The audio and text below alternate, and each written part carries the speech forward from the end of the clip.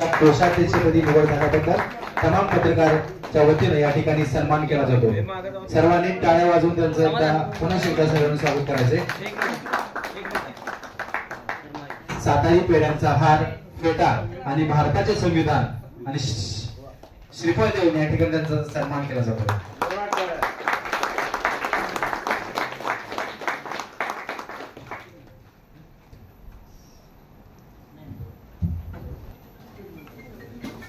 क्षमा मागतो की मला जरा लग्नासाठी लवकरच जायचं असल्यामुळं इथं महालग्न चालू विनोद म्हणजे फक्त एकच वाक्य सांगतो की विनोद हा सातारचं भूषण आहे। क्षेत्रामध्ये सर्व क्षेत्रात या अष्टपैलू आणि सर्व क्षेत्रामध्ये कार्यरत आणि आपल्याला सरळ नाव घेतलं जाते की अरुण गोडबोले साताराचं नेतृत्व सांस्कृतिक नेतृत्व आहे, पण त्याच्यानंतरचा सगळा वारसा साताराचा सातारा भूषण आणि सातारा वैभव हे आहे। आणखीन एक सांगेल की साताऱ्यात पहिल्यांदा विनोद आला आणि DCC बँकेमध्ये, जुन्या DCC बँकेमध्ये उंडळकर काकांची पत्रकार परिषद होती पहिली, आणि पहिलं त्यांचं पदार्पण झालं। पहिली काकांची प्रेस होती आणि काकांच्या पहिल्या पत्रकार परिषदेला आम्ही सगळे होतो आणि जुने जाणते, आणि विनोद पहिल्यांदाच उपस्थित होता। आणि आमच्यापैकीच सिनियर मंडळीपैकी एकाने असा प्रश्न उपस्थित केला, डायरेक्ट बोला, असा प्रश्न उपस्थित केला की कोण हे, कोण प्रश्न विचारतोय, कोण तू, नाही तू भाषेत कोण तू, कोण प्रश्न विचारतोय, कुठनं आलास, असा प्रश्न त्यावेळेला विचारला होता। आता मला सांगायचं वाटतं की आता वाटत सांगायला लागेल की विनोद कोण होता हे त्यांनी दाखवून सिद्ध केलेलं आहे। आणि विनोद आता आम्हाला आमच्याकडे म्हणायला लागेल की आम्ही पत्रकार कोण, आता विनोदला प्रश्न म्हणायचा अधिकार आता प्राप्त झालेला आहे। तर पुन्हा एकदा मी अभिनंदन करतो। आणि दुसरी गोष्ट, एकूण संपूर्ण महाराष्ट्रामध्ये सातारा जिल्हाचा झेंडा त्यांनी फडकवलेला आहे। आता कुठल्याही जिल्ह्याचं नावलौकिक हे अनेक उपक्रम राबवले आणि पत्रकारांना एक स्थान निर्माण करून दिलं। तर वैशिष्ट्यपूर्ण स्थान निर्माण करणारा एकमेव जिल्हा सातारा जिल्हा आहे। आणि ह्या दोघांच्या एक कुलकर्णी दोघं जिवरे कुलकर्णी या दोघांच्या कर्तृत्वानं सातारा जिल्ह्याचा झेंडा संपूर्ण महाराष्ट्रामध्ये फडकलेला आहे। याबद्दल मी त्यांना धन्यवाद देतो, अभिनंदन करतो। आणि याच बरोबरती आदिवासी संस्कृती समितीचा बहुमानही त्यांना आमच्या मित्राला मिळालेला आहे। त्याबद्दल हरीश पाटणे सरांचं त्यांचं मी अभिनंदन करतो। धन्यवाद।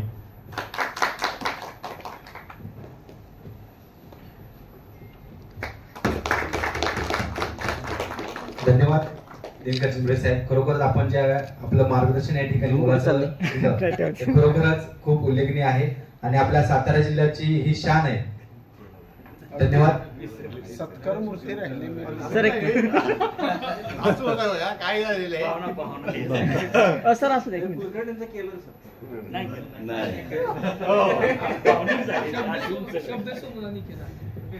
एक मिनिट जिमरे सर, एक मिनिट। ओके, एक मिनिट, सर्व टाळ्या वाजवा। आणि यानंतर पत्रकारितेमध्ये सलग 3 वर्ष उत्कृष्ट पत्रकार म्हणून ज्यांना पुरस्कार मिळालेला आहे, सर्वांचे मार्गदर्शक श्री उमेश बांबरे यांना या ठिकाणी त्यांचा सन्मान केला जातोय। मी विनंती करतो श्री प्रतीक बद्रे साहेब यांच्या हस्ते या ठिकाणी त्यांचा सन्मान केला जातोय। प्रमुख आहे, पण कुटुंबाच्या प्रमुखाच्या पद्धतीने भूमिका घेतली आणि पुढे गेलो, म्हणून आज ही पद सन्मानाने मिळाली। मला मराठी पत्रकार परिषदेनं आपण सर्वांनी, महाराष्ट्र शासनानं आज मला पुणे विभागाच्या अधिस्वीकृती समितीचा अध्यक्ष केला। ज्यावेळी अध्यक्ष झालो त्यावेळी आमच्यातल्यानीच काही आम्हालाच नाव ठेवायचा प्रयत्न केला। आता काय होणार आहे का, जमणार आहे का, जुळणार आहे का, काय झालं? आज अजितराव महाराष्ट्रामध्ये सर्वाधिक अधिस्वीकृती पत्रिका पुणे विभागाने नेहमी दिलेल्या आहेत, त्याचा मला अभिमान वाटतो। माझ्या ग्रामीण भागातल्या माझ्या सहकार्यांना ऍक्रिडिटेशन कार्ड मिळावं म्हणून मी संघटनेचा प्रमुख असताना लढा दिला होता. आणि ज्यावेळेस शासनाच्या गव्हर्नमेंटच्या पदावर बसलो त्यावेळेस ग्रामीण भागातल्या माझ्या सहकार्यांना अॅक्रिडिटेशन कार्ड देण्यासाठी मी सही केलेली. म्हणजे जो बोलते महात्मा फुले म्हणायचे, उक्ती आणि कृतीमध्ये एक वाक्य असायला पाहिजे. नुसतंच व्यासपीठावर बोलायचं आणि प्रत्यक्ष कृतीची वेळ आली तेव्हा काय करायचं नाही अशी भूमिका मी आणि विनोद कुलकर्णीने कधी घेतली नाही. जे सत्य आहे ते सत्य. अनेक जण विरोधात गेले, अनेक जण कधी विरोधात गेले, कधी परत आले, परंतु आम्ही कधी आमच्या भूमिका बदलल्या नाहीत, भविष्य काळात सुद्धा बदलणार नाही. संघटना ही आपण सर्वांनी मिळून उभी केलेली ही संघटना पुढे न्यायची असते. संघटनेचा वाढलेला व्याप नव्या सहकार्यांच्या हातामध्ये द्यायचा असतो. ही प्रक्रिया विनोदनाने मी सुरू केलेली आहे. त्या प्रक्रियेचे तुम्ही सगळे साक्षीदार आहात. सातारा शहर झालं, सातारा तालुका झाला, वाई झालं, कोरेगाव झालं, खटाव मान झाले, अनेक तालुक्यांमध्ये नव्या पदाधिकाऱ्यांच्या रचना झाल्या. भविष्यात जिल्ह्याची सुद्धा रचना आपण करतोय.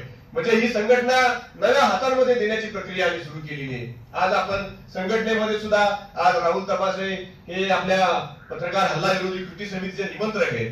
आपल्याकडे डिजिटल मीडिया परिषदेची शाखा आहे, आपल्याकडे अॅक्रिडिटेशन कमिटी आहे. म्हणजे आपण संघटनेमध्ये विकेंद्रीकरणाची भूमिका घेतली. डॉक्टर बाबासाहेब आंबेडकर म्हणायचे की बदलाव लेने की नाही, बदलाव लाने की सोच रखो.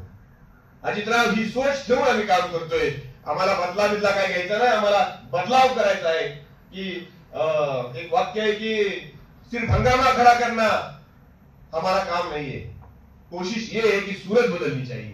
ही सूरत बदलण्याचं काम गेल्या 25 वर्षाच्या कारकिर्दीमध्ये सातारच्या पत्रकारितेमध्ये आम्ही केलंय. आणि यामध्ये विनोद कुलकर्णीचा फार मोठा सहभाग राहिला, वाटा राहिला. आज मला असं वाटतंय की त्याचा सन्मान करावा अशी मी संघटनेचे अध्यक्ष विठ्ठल हेद्रे, अजय कदम, प्रतीक आणि सगळ्यांना मी त्या दिवशी सूचना केली की विनोदचा सन्मान झाला पाहिजे. शेवटी हा सन्मान हा आपला घरचा सन्मान आहे. आपल्या सहकार्यानं आपल्यासाठी राब मेहनत घेतलेली. अनेक प्रसंगामध्ये तो माझ्या पाठीशी खंबीरपणे उभा राहिलेला निर्णय घेण्याच्या क्षणामध्ये आज त्याला हा सन्मान मिळतोय. हा सन्मान आपल्या सर्वांचा सन्मान आहे असं वाटून, असं मानून आपण काम केलं पाहिजे. आणि ही जी रचना आम्ही मैत्रीच्या अध्यायाच्या रूपाने निर्माण केली, तिला कुठेही गालबोट न लावता अशाच पद्धतीचं काम तुम्ही सगळ्यांनी भविष्य काळामध्ये केलं पाहिजे अशी अपेक्षा या निमित्तानं व्यक्त करतो. विनोद कडूनही माझ्या काही अपेक्षा आहेत. शेवटी आज विनोद हा सातारा जिल्ह्याचा सुपुत्र आहे.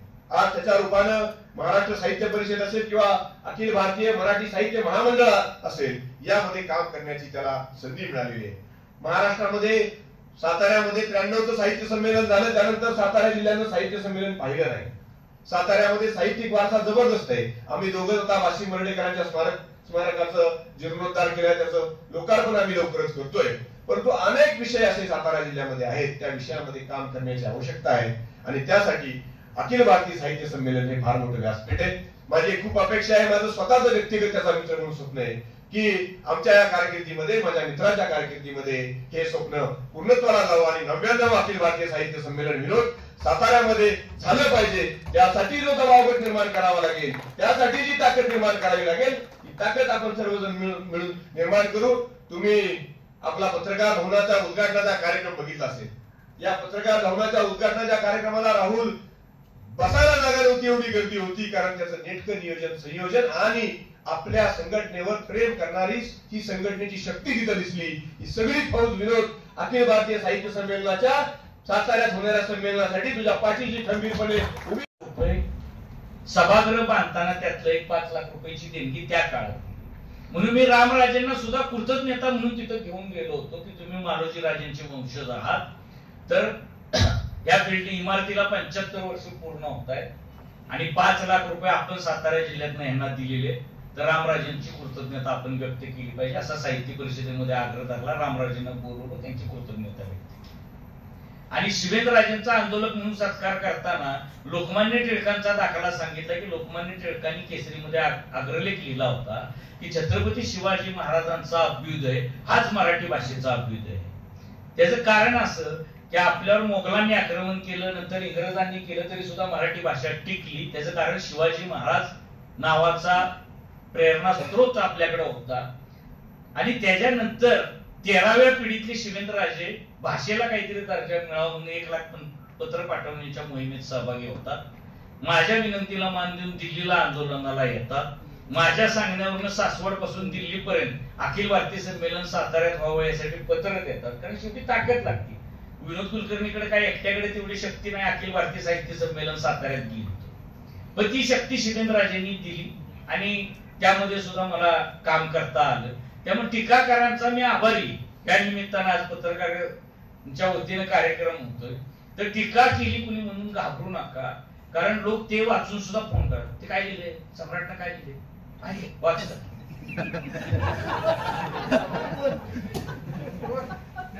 असं विचारलं जातं, तोपर्यंत मला कोण फोन करत नाही, पण नंतर सम्राटला अब्रू नुकसानीची नोटीस जाते हे तुम्हाला कोणाला माहित नसतं. कारण विनोद कुलकर्णी मग अब्रू नुकसानीचे दावे करतो 10.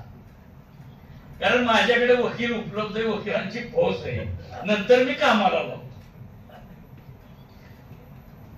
आता तुम्हाला माहित आहे की मेढ्याची घटना घडली आणि आरोपी एका दिवसात सुटला. बातमी सविस्तर फक्त पुण्यनगरीमध्ये होती, कारण संभाजी पाटलांनी त्यांना सोडवलं हे रात्री 10 पर्यंत मी शोधूनच काय 10ला ते शोधलं, सगळं समजून घेतलं आणि आज म्हणलं बातमी छापायची नाही, उद्या सविस्तर लिहायची. संभाजी पाटलांचे आमचे जुने संबंध आहेत. संभाजी पाटलांनी बराच संघर्ष केला, त्यांना आयुष्यातून उठवण्याचा प्रयत्न झाला त्या काळापासून, कारण आम्ही दोघंही एकाच वाटेने गेलेलो प्रवासी आहोत की विलास काकांच्या आम्ही जरा अवतीभोवती होतो. त्यामुळे संभाजी पाटलांची माझी मैत्रीचे संबंध, त्यांची उजव्यात नाना साबळे आता पुण्यनगरीत काम करतायत. नानांना रात्री 10ला उठवलं, म्हणलं नाना हे कसं काय सुटले, तर नाना म्हणजे तुम्हाला कसं म्हणलं, मला कळलंय नाना संभाजी पाटलांनी सोडले. तोपर्यंत विकास पाटील अमुक तमुक 10 नावं बाजारात उठली होती. नाना म्हणलं उद्या बातमी पुण्यनगरीला लावायची, कुठल्याही परिस्थितीत मला सत्य पाहिजे. मग संभाजी पाटलांनी सगळी बातमी भोयटेंना तासभर सगळी सांगितली आणि भोयटेंनी दुसऱ्या दिवशी सगळा इतिहास मांडला. तर असे हुकमी एक्के सुद्धा मला ठेवायची सवय आहे की कुठलं अस्त्र काढायचं आणि कुठं फेकायचं हे आपल्याला माहिती आहे. मी फार हुशार आहे अशातला भाग नाही, पण डावपेच्यात मी फार प्रभावी आहे. साबळे एका डावपेच्यात आमच्या बरोबर होते, त्यामुळे त्यांना माहिती आहे की डावपेच कसे आम्ही करतो. या सगळ्यामध्ये सातारच्या पत्रकारितेशी संघर्षही झाला आणि साथही झाला. हरीश पाटणे आणि मी 25 वर्ष, म्हणजे मी पत्रकारितेत येण्यापूर्वी हरीश पाटणेची माझी मैत्री झाली. म्हणजे पत्रकारितेत आलो म्हणून आमची मैत्री नाही, पण पत्रकारांवर वेळ आल्यानंतर एखाद्या त्याच्यासाठी भांडण मारामारी करण्यासाठी मला बोलवलं आणि मग पोलीस स्टेशनला काय झालं तर निस्तारायला हरीश पाटणेला बोलवलं जायचं, म्हणून आमची मैत्री. आता लोक जुनी जाणीवा ठेवत नाहीत, त्याबद्दल काय आपण बोलायला नको, पण हरीश पाटणेंच्या लक्षात आलं की विनोद कुलकर्णी हे चांगला मुलगा आहे. तोपर्यंत हरीश साहित्यिक वाटचालीला होता आणि मी वेगळ्या वाटचालीला होतो. आता मी साहित्यिक वाटचालीला आहे, जुनी वाटचाल ठेवून, आणि हरीश वेगळ्या वाटचालीला आहे. असा आमच्यात फेरबदल झालेले, कदाचित संगतीचा परिणाम असेल, वाद नाही गुण लागतो. तसं व्यासपीठावर साताऱ्यातला असतो, तो कवी असतो, तो लेखक असतो, तो सूत्रसंचालक असतो, कुणाला ना कुणाला तिथं संधी मिळते. दुसरं उदाहरण देतो, कारण तपासे म्हणणार दामले म्हणजे तुम्ही देणारच. कार्यक्रम झाल्यावर पाटण्यानं म्हणणार बघा दामलेंना दिली. तर प्रदीप कांबळेंना मी संधी दिली अंमळनेरच्या साहित्य संमेलनामध्ये. प्रदीप कांबळेंनी तिथं त्यांची कविता सादर केली. ऐकायला समोर लोकसभेच्या सभापती सुमित्रा महाजन बसलेल्या होत्या. सुमित्रा महाजननी प्रदीप कांबळेंची कविता ऐकली, खाली बोलवलं, प्रदीप कांबळेंचा मोबाईल नंबर घेतला, प्रदीप कांबळेंना फोन केला. त्यांनी ग्वाल्हेरला गेल्यानंतर प्रदीप कांबळेंना म्हणले तुम्ही तुमची पत्नी दोघांची विमानाची तिकीट पाठवते, तुम्ही ग्वाल्हेरला यायचं, 2 दिवस व्याख्यानं द्यायची. प्रदीप कांबळेला अंमळनेरला मी पाठवलं, लोकसभेच्या सभापतीने त्यांना ग्वाल्हेरला बोलवलं. म्हणजे शाहूपुरी शाखेचं यश काय आहे, 2 माणसं राष्ट्रीय पातळीवर एका शाखेच्या स्थापनेनंतर जातात, 2 सातारकर राष्ट्रीय पातळीवर मोठे होतात. हे शाहूपुरी शाखेचे यश. म्हणजे एखादी छोटी गोष्ट, एखादी छोटी शाखा उभी राहिल्यानंतर काय काय घडू शकतं त्याचं हे उदाहरण आहे.